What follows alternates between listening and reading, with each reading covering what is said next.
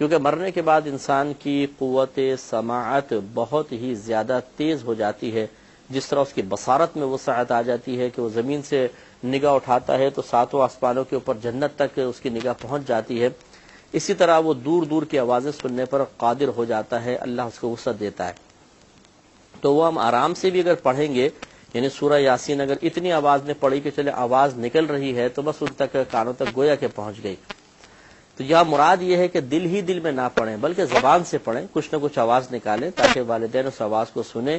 تو قراءت سننے سے بھی بڑی راحت اور سکون ملتی ہے۔ تو اس لیے پھر اس سکون کو پہنچانے کے لیے اگر اتنی آواز سے سورہ یاسین پڑھ دی جائے تو اس میں کوئی حرج نہیں ہے، پڑھنی چاہیے۔ اور دوسرا، ہر جمعے کو ان کی قبر کی زیارت کرنا، تو ہم نے اس پہ پہلے بھی تفصیلی تھوڑا سا کلام کیا تھا کہ جو مرد حضرات ہیں وہ اس حق پر عمل کر سکتے ہیں، بہنوں کو چاہیے کہ وہ اپنے گھر سے قبرستان کے لیے باہر نہ نکلیں بلکہ وہ اپنے گھر سے اپنے والدین کے لیے ایصال ثواب کریں، انشاءاللہ والدین تک یہ ثواب پہنچے گا اور انہیں راحت و سکون محسوس ہوگا۔ ہاں، کبھی اگر ایسا موقع ہو، جیسے مثال کے طور پہ گھر سے محرم کے ساتھ آپ نکل رہی ہیں، کہیں جا رہی ہیں، راستے میں قبرستان ہے تو آپ رک گئیں اور فاتحہ وغیرہ پڑھ لی، اس میں کوئی حرج نہیں ہے، لیکن قصداً عورت کے گھر سے نکلنا اور وہ بھی پھر مطلب بعض اوقات بے پردہ یا با پردہ بھی نکلنا لیکن محرم وغیرہ ساتھ نہ ہو، یہ قطعاً غیر مناسب ہے۔ قبرستان ویسے سنسان سے مقامات ہوتے ہیں، وہاں پہ زیادہ فتنہ ہو سکتا ہے، اس لیے بہنوں کو چاہیے کہ اپنے گھر سے ہی ایصال ثواب کریں۔ لیکن جو مرد حضرات ہیں انہیں چاہیے کہ جیسے جمعے کی نماز آپ نے ادا کر لی تو پھر آپ چلے گئے، یا جمعے کی نماز سے پہلے آپ چلے جائیں اور زیارت کرنے کے بعد پھر آ کے جمعے کی نماز ادا کر لیں، دونوں ہی عمل ٹھیک ہیں۔ زیادہ بہتر یہ ہے کہ آپ جمعے کی نماز ادا کریں اور پھر اپنے والدین کی قبر پہ چلے جائیں، وہاں جا کے سورہ یاسین وغیرہ پڑھیں اور مطلب قبر کو ذرا دیکھ لیں کہ کوئی اگر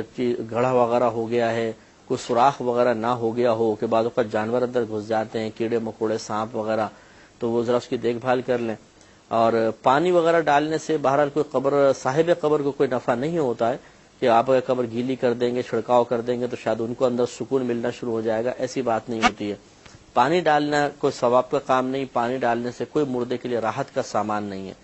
ہاں، یہ اگر آپ کو غالب گمان ہے کہ نہیں ڈالیں گے تو تیز ہوا آئے گی اور مٹی کو ایسے اڑا کے لے جا رہی ہے تو ایک دن آئے گا قبر کا نشان مٹ جائے گا، اس کی حفاظت کے قصد سے اگر آپ جا کے پانی کے چھڑکاؤ کر دیتے ہیں تو اس میں کوئی حرج بھی نہیں ہے، لیکن فی نفسی جیسے ہم نے آپ کو بتایا کہ پانی چھڑکنے سے کوئی فائدہ نہیں ہے۔ ہاں، پھولوں کی جیسے پھول وغیرہ ڈال دی، پھولوں کی چادر ڈال دی، اس میں بہتر ہے، یہ بہتر عمل ہے۔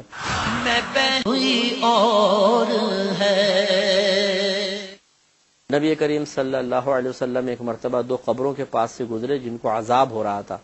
تو آپ نے ایک کھجور کے درخت کی ٹہنی منگائی اور اس کو دو ٹکڑے کیے، وہ تر ٹہنی تھی یعنی ابھی سبز تھی، دو ٹکڑے کر کے ایک اس قبر پہ گاڑ دی، ایک اس قبر پہ گاڑ دی، اور فرمایا کہ مجھے امید ہے کہ جب تک یہ تر رہیں گی ان قبر والوں پر سے عذاب میں تخفیف ہوگی۔ اس سے فقہا نے استدلال کیا ہے کہ اگر تر چیز قبر پہ ڈالی جائے، یعنی تازہ چیز جیسے کھجور کی ٹہنی تھی، اگرچہ وہ درخت سے منقطع ہو گئی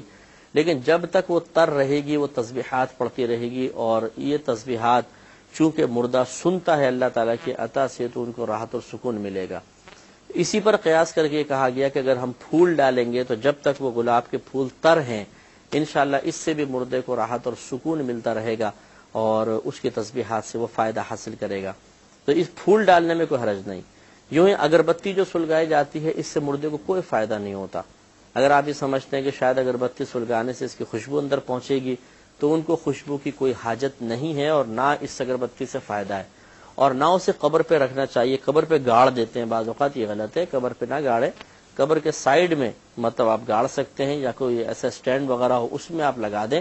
اور قصد ارادہ یہ ہو کہ جو زائرین آئے ہوئے ہیں قبرستان میں ان کو خوشبو پہنچ جائے بس۔ باقی اگربتی کا مردے کو کوئی فائدہ نہیں پہنچتا کہ یہ گمان کیا جائے کہ جب تک اگربتی جلتی رہے گی ان پہ راحت اور سکون آتا رہے گا، ایسا نہیں ہے۔ تو چنانچہ اگربتی سلگانا منع بھی نہیں ہے، لیکن آپ قصد و ارادہ یہی کریں کہ جو اطراف میں لوگ آئے ہوئے ہیں ان کو خوشبو پہنچے۔ یوں ہی قبر پہ بعض لوگ چراغ جلا دیتے ہیں، 8, 10, 15, 20. ویسے ہی آگ جو ہے مردہ ناپسند کرتا ہے، اس کے یہ مطلب اس سے وحشت ہوتی ہے، آگ سلگانی نہیں چاہیے. اور چہ جائے کہ آپ چراغ جلا رہے ہیں، چراغ کیوں جلا رہے ہیں؟ اس سے کیا فائدہ ہے؟ نہ آپ کو فائدہ نہ مردے کو فائدہ، ایسی پیسے کا ضیاع ہے. ہاں اگر آپ اس لیے چراغ جلا رہے ہیں کہ لوگوں کو راستہ نظر آ جائے گا، شاید قریب راستہ ہے وہ دکھ جائے گا، لوگ اٹکیں گے نہیں، گریں گے نہیں، تو بہت اچھی بات ہے، جیسے رات کے وقت میں چراغ جلانا. لیکن دن میں چراغ جلانا اور شاید یہ سمجھنا کہ اس سے ہمارے والدین کو کوئی راحت مل جائے گی، وہ خوشی ملے گی، ایسا کچھ بھی نہیں ہے. تو یہ چراغ جلانا بیکار ہے. ہاں آپ آ کے قرآن پڑھیں، جیسے سورہ یاسین کی تلقین خود نبی کریم صلی اللہ علیہ وسلم کی طرف سے ہے. اور اس کے علاوہ وہی آپ پھولوں کی چادر ڈال دیں، پھول وغیرہ ڈال دیں، تو انشاءاللہ جب تک پھول تر رہیں گے ان کی تسبیحات سے والدین کو سکون ملے گا. اور اسی طریقے سے یہ کہا کہ راستے میں جب کبھی ان کی قبر آئے تو بغیر سلام کے پاس سے نہ گزرنا، یہ بھی بہتر ہے. چنانچہ اگر آپ بالفرض روڈ سے گزرتے ہیں، قریب قبرستان ہے، ضروری نہیں کہ آپ گاڑی روک کر اتر کر پھر اندر جائیں، بلکہ آپ گزرتے ہوئے کہہ دیں السلام علیکم یا اہل القبور، تو انشاءاللہ آپ کا ثواب اللہ تعالیٰ ان مردوں تک پہنچا دے گا. نواں حق تھا کہ ان کے رشتہ داروں کے ساتھ عمر بھر نیک سلوک کرنا. رشتہ داروں کے ساتھ یہ الگ ایک حق ہے. تو لہذا جیسے والد صاحب کی بہنیں ہیں، بھائی ہیں، خالہ ہیں، پھپھی ہیں، ان سے اگر آپ پہلے بھی مطلب آپ کا آنا جانا ہے، میل جول ہے، تو اس کو جاری رکھا جائے تاکہ والدین کو اس سے خوشی ملے گی، سکون ملے گا. اس کو ترک نہ کیا جائے. اور ہم نے اپنے پروگرام میں عرض کیا تھا کہ یہ اللہ تعالیٰ کی طرف سے ایک راز ہے کہ ہم رشتہ داروں کے ساتھ اچھا سلوک کریں اور والدین کو سکون ملے. یہ اللہ تعالیٰ نے ایک کنیکشن رکھا ہے، گویا کہ تعلق رکھا ہے، اس سے والدین کو ذرا فائدہ حاصل ہو جاتا ہے. اسی طریقے سے انہوں نے کہا کہ 10واں حق یہ تھا کہ ان کے دوستوں سے دوستی نبھانا، ہمیشہ ان کا اعزاز و اکرام کرنا. لہذا والدین کے جتنے دوست ہیں، اور اس میں نے آپ کو یاد ہوگا کچھ تفصیل عرض کی تھی کہ اگر کوئی بدعقیدہ ہے معاذ اللہ، یا کوئی اعلانیہ بڑے گناہ کے اندر مبتلا ہے اور ہمارا اس سے تعلق رکھنا ہمارے وقار کو بھی زائل کر دے گا، جیسے کوئی اعلانیہ شرابیں پیتے ہیں، جوئے کے اڈے چلا رہے ہیں، ایسے لوگوں سے آپ بالکل ہرگز رابطہ نہیں رکھیں گے. لیکن اس کے علاوہ اگر کوئی ایسے دوست احباب ہیں جو نیک ہیں، پرہیزگار ہیں، یا فاسق و فاجر بھی ہیں، لیکن ان بڑے گناہوں میں مبتلا نہیں کہ جن گناہوں کی بنا پر ایسے گناہوں کے ارتکاب کے ساتھ بیٹھنے والا بھی بدنام ہو جاتا ہے، اگر ایسا نہیں ہے تو پھر بالکل آپ ان رشتہ داروں سے، دوستوں سے ملیں. عید بقرعید پہ جیسے کھانا بھیج دینا، عید پہ کھانا بھیج دیا، بقرعید پہ گوشت وغیرہ بھیج دیا. ان کی کوئی تقریبات ہیں، اگر آپ کو وقت اجازت دیتا ہے، مصروفیات کثیر نہیں ہیں، تو ان تقریبات میں شریک ہونا، انہیں اپنی تقریبات میں بلانا، یہ بہت ہی بہتر عمل ہے اور اس سے والدین کو راحت و سکون ملتا ہے. اس کے بعد سب سے آخری جو 11واں حق جو بیان کیا تھا کہ کسی کے ماں باپ کو برا کہہ کر انہیں برا نہ کہلوانا، یہ بھی ماں باپ کا حق ہوتا ہے. اور یہ اس میں روایت عرض کی تھی کہ نبی کریم صلی اللہ علیہ وسلم نے ماں باپ کو گالی دینے سے منع کیا. جب صحابہ کرام علیہم رضوان نے پوچھا رسول اللہ صلی اللہ علیہ وسلم کون اپنے والدین کو گالی دیتا ہے، تو فرمایا اگر تم کسی کے والدین کو گالی دیتے ہو وہ تمہارے والدین کو گالی دے گا، تو یہ گویا کہ اپنے والدین کو ہی گالی دینا ہے. تو اس لیے یہ ایک حق بنا دیا گیا کہ ایسا کوئی بھی کام کسی کے ساتھ نہ کریں کہ دوسرا شخص اس کو بنیاد بنا کے آپ کے والدین کو برا بھلا کہے، گالیاں بکے. تو اگر آپ نے ایسا عمل کیا ہے، جان بوجھ کے کیا، تو پھر گویا کہ آپ خود اپنے والدین کے ساتھ برا سلوک کرنے والے ہیں، انہیں گویا کہ خود گالیاں وغیرہ دینے والے ہیں، اور یہ شرعاً جائز نہیں ہے. تو لہٰذا جب کسی سے لڑائی جھگڑا ہو، کوشش کریں کہ کسی کے ماں باپ تک نہ پہنچے. میاں بیوی بھی یہی کوشش کریں. بعض اوقات ہوتا ہے کہ زیادہ ہرٹ کرنے کے لیے اور صدمہ پہنچانے کے لیے شوہر فوراً بیوی سے ایک دم اس کے ماں باپ کی طرف بڑھ جاتا ہے، تمہارے اماں ابا نے تمیز نہیں سکھائی تمہیں. تو بیوی بھی پھر گرم ہو جاتی ہے، وہ پھر کہتی ہے تمہارے ماں باپ نے تمیز نہیں سکھائی. اب جب شوہر کو طیش آتا ہے میرے ماں باپ کو برا کہا، کہتا ہے خبردار میرے ماں باپ برا نہ کہنا، تمہارے ماں باپ ایسے تھے، وہ کہے گی تمہارے ماں باپ ایسے تھے. اور یوں اس طریقے سے دونوں ایک دوسرے کو برا کہنے کے بجائے ماں باپ کو برا کہنا شروع کر دیتے ہیں. دونوں اپنے اپنے مقام پہ گناہگار ہوں گے. ایسی کسی دوست سے لڑائی جھگڑا ہو گیا یا رشتہ داروں سے کوئی بات چیت خراب ہو گئی، تو ان کے والدین تک آپ نہ پہنچیں. پہلی بات تو یہ کہ جھگڑا کرنا ہی غیر مناسب ہے، اور اگر جھگڑا بالفرض خدا نخواستہ ہو جاتا ہے تو کم از کم اپنے والدین کو برا کہلوانے سے بچنے کی کوشش کریں، یہ بہت ہی ضروری ہے۔ اور بارواں حق بیان کیا کہ سب سے سخت تر، عام تر اور دائمی حق یہ ہے کہ کبھی کوئی گناہ کر کے انہیں قبر میں ایذا نہ پہنچانا، اس لیے کہ والدین کو سب اعمال کی خبر ہوتی ہے، نیکیاں دیکھتے ہیں تو خوش ہوتے ہیں اور ان کا چہرہ فرحت سے چمکتا اور دمکتا ہے، اور گناہ دیکھتے ہیں تو رنجیدہ ہو جاتے ہیں اور ان کے قلب پہ صدمہ ہوتا ہے۔ ماں باپ کا یہ حق نہیں کہ انہیں قبر میں رنج پہنچایا جائے۔ اب یہ بڑی مشکل بات ہے بہرحال، لیکن ہونا چاہیے کہ مطلب آدمی کوشش کرے، ذہن بنائے، اس جہت سے بھی غور کرے گا تو اپنے گناہوں پہ سے کچھ نہ کچھ ندامت ضرور ہوگی کہ میں کیا کر رہا ہوں، والدین کا انتقال ہو گیا، میں گناہ کر رہا ہوں، اس سے ان کو رنج پہنچے گا، تو ہو سکتا ہے کہ بہت سے گناہ چھوڑنے میں آسانی ہو جائے، تو اس خیال کو پختہ کیا جائے۔ چنانچہ ہمارا نام اعمال، جیسے کہ حدیث ہم نے بیان کی تھی کہ ہر جمعے کے روز رشتہ داروں کے سامنے، ماں باپ کے سامنے پیش کیے جاتے ہیں، اچھے عمل ہوتے ہیں، خوش ہوتے ہیں، اور برے عمل کیے گئے ہوں تو پھر وہ دعا کرتے ہیں اور رنج محسوس کرتے ہیں، ہدایت کی دعائیں کرتے ہیں۔ اس لیے کوشش یہ کرنی چاہیے کہ ہم بھی گناہوں سے بچیں، اللہ تعالیٰ کی رضا کی خاطر ہی بچنا چاہیے، اور اگر یہ ارادہ بھی شامل کر لیا جائے کہ میں اس لیے گناہوں سے بچ رہا ہوں کہ میرے والدین کو میرے گناہوں سے اذیت اور تکلیف ہوگی، تو اس پہ بھی انشاءاللہ اس نیت پر بھی ثواب کا ترتب ہوگا اور اللہ تبارک و تعالی راضی ہوگا۔ تو آہستہ آہستہ گناہ چھوڑنے کا بھی ذہن بنانا چاہیے کہ اگر آج ہم یہ کوشش شروع کریں گے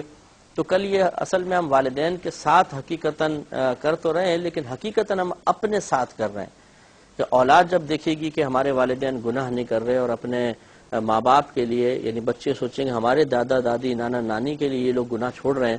تو یہی پھر عادت بچوں کے اندر بھی آئے گی، اور انشاءاللہ جب کبھی آپ کا انتقال ہوگا، آپ قبر میں ہوں گے، تو آپ کی اولاد اپنے گناہوں سے آپ کو رنج انشاءاللہ نہیں پہنچائے گی۔ تو معلوم یہ ہوا کہ اپنی نفسانی خواہشات کو قربان کیے بغیر نہ تو اولاد کی تربیت ہو سکتی ہے اور نہ انسان والدین کے لیے قبر میں راحت کا سامان کر سکتا ہے۔ تو ضرور گناہوں سے بچنے کی کوشش حتی الامکان جاری رہنی چاہیے، اس کے لیے اچھے نیک دوست بنائیں، اچھی صحبت اختیار کریں، اور اپنی نگاہوں کی، اپنے کانوں کی، اپنے قلب اور زبان کی حفاظت کرتے رہیں، تو انشاءاللہ آہستہ آہستہ بہت ہی بہتری کا سامان ہو جائے گا۔ تو یہاں تک جو کچھ ہم نے بیان کیا، جتنے ہمارے ریگولر سننے والے ہیں، میں بھی کرتا ہوں، آپ بھی اپنا محاسبہ کریں۔ میرے تو الحمدللہ والدین حیات ہیں، اور آپ میرے حق میں دعا کریں کہ میں ان کا حق پورا کرنے کی سعادت حاصل کروں، لیکن جن کے والدین ابھی حیات ہیں بالفرض، انہوں نے اپنے والدین کے ساتھ نازیبا سلوک کیا ہو، تو انہیں چاہیے کہ وہ توبہ کرنے میں دیر نہ کریں اور فوراً سے پیشتر اپنے ماں باپ کو راضی کریں، وہ پاؤں میں گر کے معافی مانگنے کا موقع ملے، گر کر معافی مانگیں اور ان کو اپنی ذات سے راضی کر لیں،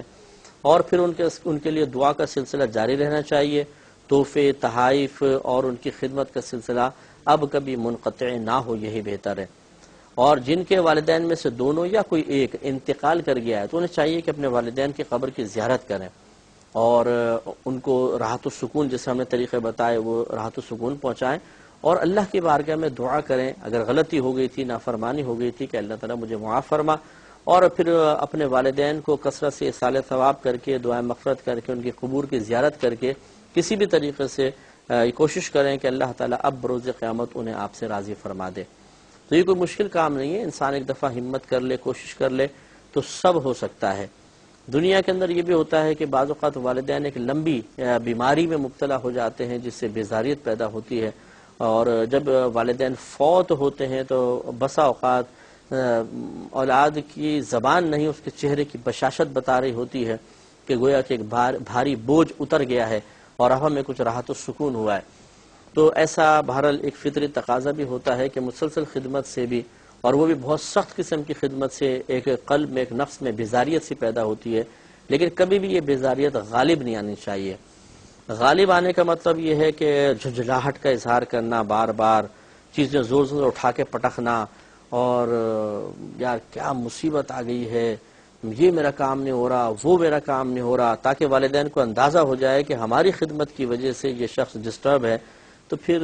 اس طرح اذیت پہنچا کے کیا فائدہ خدمت کرنے کا۔ تو کوشش یہ ہونی چاہیے کہ والدین اگر بالفرض ایک